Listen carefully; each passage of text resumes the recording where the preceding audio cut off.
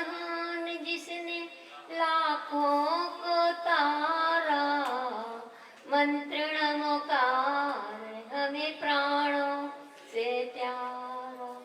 नमो अरिहंताणं नमो सिद्धाणं नमो आयर्याणं नमो उपध्यायाणं नमो लोये सर्वसाहुणं।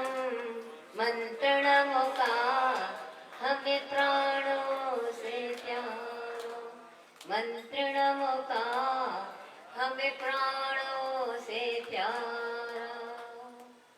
पंच परमेश्वरी भगवान की, देवादिदेव के जनार्सी कुंडलपुर के बड़े बाबा की, अतिशयकारी पार्श्वनाथ भगवान की, अनंत उपकारी नवजीवन प्रदाता आचार्य परमेश्वरी भगवान गुरुदेव विद्यासागर जी महाराज की, पूज्य निर्यापक श्री श्री समय सागर जी, योग सागर जी, नियम सागर जी, सुधा सागर जी महाराज की, 3 कम 9 करोड़ मुनि महाराजों की, पूज्य आदि का अनंतमती माता जी की, उत्तम आकिंचन्य धर्म की, उत्तम आकिंचन्य धर्म की, उत्तम आकिंचन्य धर्म की, 10 लक्षण महापर्व की, हारिका 105 श्री विमलमती माता जी की, वंदनीय हारिका संघ की,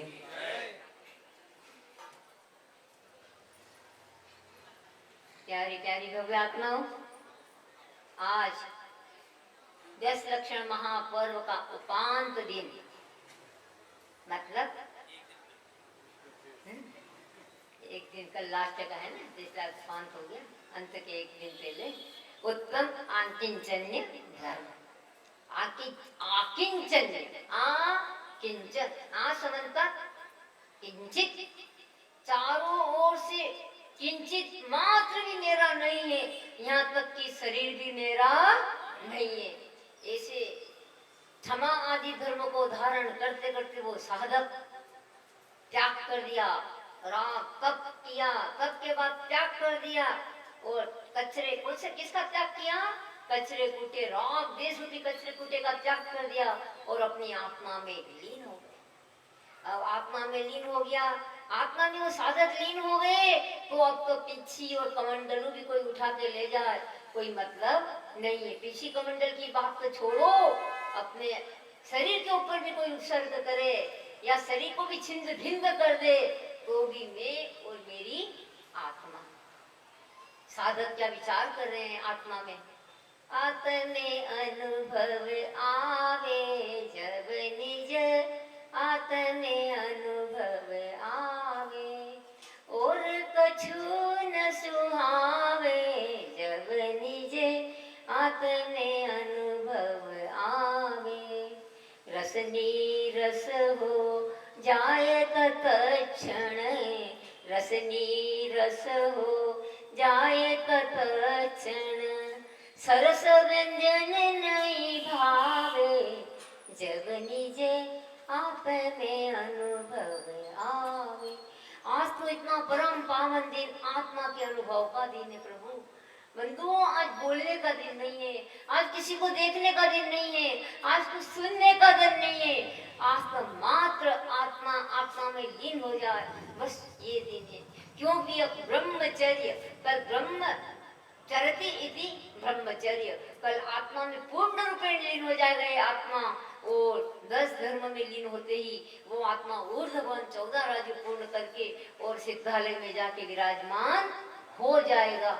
इसलिए आज आत्मा में लीन होकर एकत्व भावना को विचार कर रहा है। क्या कर रहा है कि संसार में कोई किसी का न था, न है और न रहेगा। मैं अकेला था, अकेला हूँ और अकेला रहूंगा। आप अकेला अवतरे, मरे अकेला हो, साथी सगा तो यो कबहू या जीव को, कबहू भी, अबहू नहीं, कबहू भी। जब भी कभी आत्मा रहेगी तो अकेली ही रहेगी। निगोद में भी रही तो अकेली रही, और पंचेंद्रिय तीनज में रही तो अकेली रही। मनुष्य में जब जन्म लिया तो कौन था साथ में? कभी कभी जुड़वा बच्चे भी हो जाते हैं ना, तो भी वो अपने अपने में रहते हैं, एक दूसरे के कोई पूरक नहीं बनते। मतलब आत्मा अकेली ही अकेली है, कोई किसी का साथी नहीं है।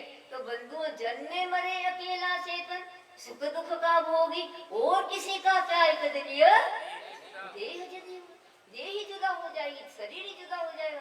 जब शरीर ही मेरा नहीं है तो और तो कोई मेरा हो सकता है, यह स्वप्न में भी विचार नहीं कर सकते हैं। इसलिए जब समाधि तंत्र में पूज्यपाद आचार्य साधना करते हुए लिखते हैं, अचेतन मिदं दृश्य मा दृश्य चेतनं तत्, अचेतन मिदं दृश्य मा चेतनं चेतनं दृश्य, करुष्यामि कर्तुष्यामि मध्यस्थो हम भवाम्यत। ये जितने भी संसार में दृश्य दिख रहे हैं, ये सब जड़ का परिवार है। किसका परिवार है? ये शरीर क्या है, जड़ है कि चेतन? चेतन है। अरे भैया बंधुओं, जड़ है। अगर शरीर जड़ नहीं होता तो जलाने को क्यों जाते? उसको रखते घर में अच्छे से पोटला में जमा करके एक अच्छे से, है ना, ऐसी उनके साइड की पेटी बना करके रख देते, हमेशा के लिए उसका मुंह देखते रहते। पर ऐसा संभव है क्या? वही पुत्र प्राणों से प्यारा, वही पिताजी दादाजी प्राणों से प्यारे, एक सेकंड भी वियोग सहन नहीं कर पाते थे। पर जब आत्मा रूपी हंस निकल गया, माटी बन गया। जल्दी उठाओ, जल्दी उठाओ, अभी यहाँ पर दुर्गंध आने लगेगी, और पूरे शरीर की, पूरे घर की सफाई करेंगे। भाई इतने अशुद्ध हो गए वो। अभी तो एक सेकंड छोड़ नहीं रहे थे। दादाजी तो वही है, देखो वही चेहरा है, वही पूरा अष्टपुष्ट, वही, कुछ भी अंतर नहीं आया। ऐसा लगा जैसे सोए हुए हैं। कहाँ सोए हुए, हिला रहे तो हिल ही नहीं रहे। क्यों? इसमें हिलने वाला और हलन चलन करने वाला हंस आत्मा उड़ गया। इसलिए कोई किसी का नहीं, कोई कोई नु नथी रे, कोई कोई नु नथी रे, नाहक ना मरिए नाहक ना मते, कोई नथी मथी रे, कोई नु नथी रे, कोई कोई नु नथी रे, कहीं क गया ने कहीं क जवाना। मतलब कितने चले गए और अपन सब कितने जाने वाले हैं, बिल्कुल स्टेशन पे खड़े हैं। क्योंकि मौत तो अनिवार्य घटना है, वो तो जाना ही है, बिल्कुल अनिवार्य प्रश्न पत्र है, इसमें कोई भी नानुस नहीं हो सकता है। कहीं क गया ने कहीं क जवाना, कोई नथी रया ने कोई नथी रेवाना, गया के ना काई समाचार नथी रे, कोई नु नथी रे, कोई कोई नु नथी रे। आज तक कितने हंस आत्मा चले गए, हम रो रहे हैं। हमारा सुपुत्र 25 वर्ष का चला गया, सीए पास था, 1 लाख रुपए महीने कमाता था, किंतु हमको छोड़कर चला गया मेरा बेटा। आप तो 25 वर्ष क्या, पूरे जीवन बेटे को याद करके रोते रहो, किंतु वो बेटा तो स्वर्ग में जाके और खूब अच्छा धर्मात्मा था, तो बड़ा खूब देवमानिक अच्छा देव बन गया और अपनी देवियों के साथ पंचेंद्र विषयों में मस्त हो गया। और आप हमारा बेटा करके रो रहे हो। अरे उस बेटे को भी तो चिंता होनी चाहिए।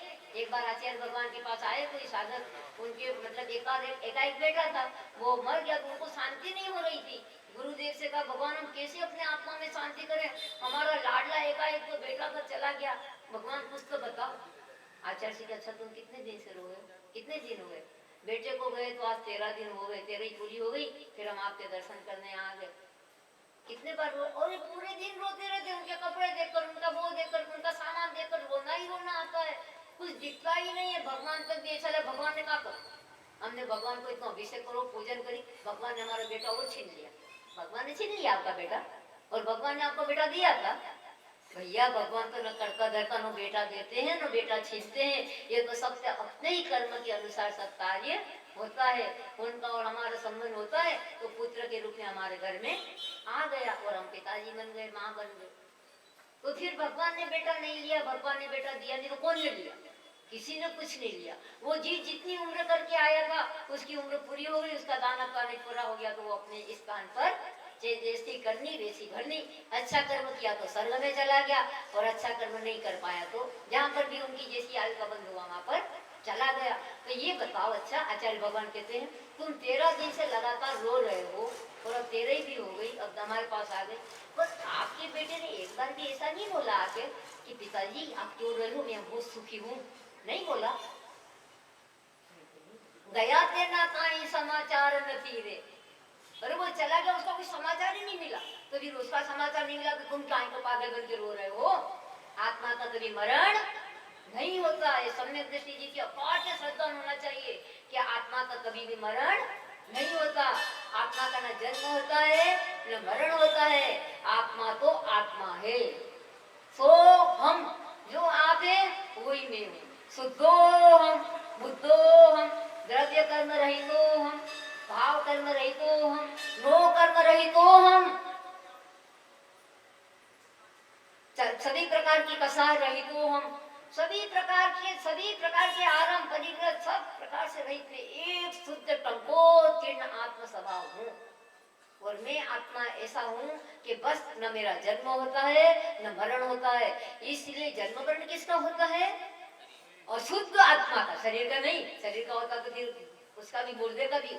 जो कर्मों से सहित आत्मा है उसका जन्म मरण होता है। किंतु कर्मों से रही जो आत्म स्वभावी शुद्ध आत्मा बन गई वो तो सिद्धालय में जाके विराजमान हो जाती है। तो बंधु आपका समय हो गया है। बस आपको मैं यही कहना चाहूंगी कि अपने को हमेशा आत्मा का चिंतन करना है। चाहे 5 मिनट सोने के पहले, पूरे दिन तो काम धंधे में लगे रहते हो, अब कल का दिन हो रहे फिर वही घोड़ा और वही मैदान, लोन तेल लकड़ी और इसमें आत्मा जकड़ी। इसलिए उस आत्मा को जकड़ना नहीं है। और ये 10 दिन के संस्कार अपने आत्मा पे डालना है। और रात में 5 मिनट भी पहले विचार करना कि मैं सब मेरा परिवार है किंतु ये कुछ भी मेरा नहीं है। मैं अकेला था, अकेला हूँ और अकेला रहूंगा। मुझे अपना कल्याण करना है, मुझे अपना कल्याण करना है। ये भगवान अंतिम समय में मुझे संलेखना पूर्वक मरण करना है। अंतिम समय में पिछिका लेकर मुनि बनना है। अंतिम समय में पिछिका लेकर आरिका बनना है। और जन्म जरा मरण का नाश करना। बस एक भोग बीच में बाकी रहे। कितना? एक भोग बीच में बाकी रहे, क्योंकि पंचम काल में मुक्ति नहीं होती। जैसे आचार्य शांति सागर महाराज जी के लिए कहा था एक सागर में आकर कि महाराज जी आप क्यों इतना तप कर रहे हो, कितना शरीर को सुखा रहे हो आप, क्या पंचम काल में मोक्ष तो होता नहीं? उसने कहा बिल्कुल सही है भैया, पंचम काल में मोक्ष तो होता नहीं। जब मोक्ष होगा जब शरीर सुखा लेना। अच्छा ये बताओ, ये सामने वो वृक्ष है कौन सा है, किसका वृक्ष है? आम का वृक्ष लगा था मंदिर के सामने। तो आम का वृक्ष है तो इसमें आम ले आओ 2-4। अरे महाराज जी अभी आम की सीजन भी नहीं है और आम का वृक्ष तो छोटा है, अभी कहाँ से आम ले आए? तो फिर तो आम कब लगेंगे? अब जब सीजन आएगी थोड़ा बड़ा हो जाएगा, जब आम लगेंगे। आम लगेंगे तो उस आम के वृक्ष पर ही लगेंगे, भले अभी वृक्ष में आम नहीं लग रहे। इसी प्रकार अभी पंचम काल है, पंचम काल में मोक्ष नहीं हो रहा है, किंतु जब कभी भी मोक्ष होगा तो आत्मा और शरीर का भेद विज्ञान करने पर ही होगा। तो अभी से थोड़ी तैयारी तो करनी होगी कि नहीं? तो अभी से हम मोक्ष जाने के लिए थोड़ा नाश्ता तैयार इकट्ठा कर ले, सब कुछ अपनी भूमिका बना ले। फिर चौथा काल आएगा या इसी भरत क्षेत्र में ही चौथा काल आएगा या विदेश क्षेत्र में आत्मा जन्म लेगी तो वहां तो मोक्ष का द्वार खुला है। तो हमारी आत्मा कष्ट कर्मों को नष्ट करके, काट संस्कार तो नहीं कर्म काटने के, कष्ट कर्मों को नष्ट करके हमारी आत्मा परमात्मा बन जाएगी। अग्नि लगने पर कोई कुआं नहीं खोदा जाता है। इसी प्रकार जब सामने मोक्ष का द्वार खुला है, जब मोक्ष प्राप्त नहीं होता बहुत तक साधना करनी होती है। जब मुक्ति की प्राप्ति होती है तो मेरी बस आपका पूर्ण रूप से समय हो गया।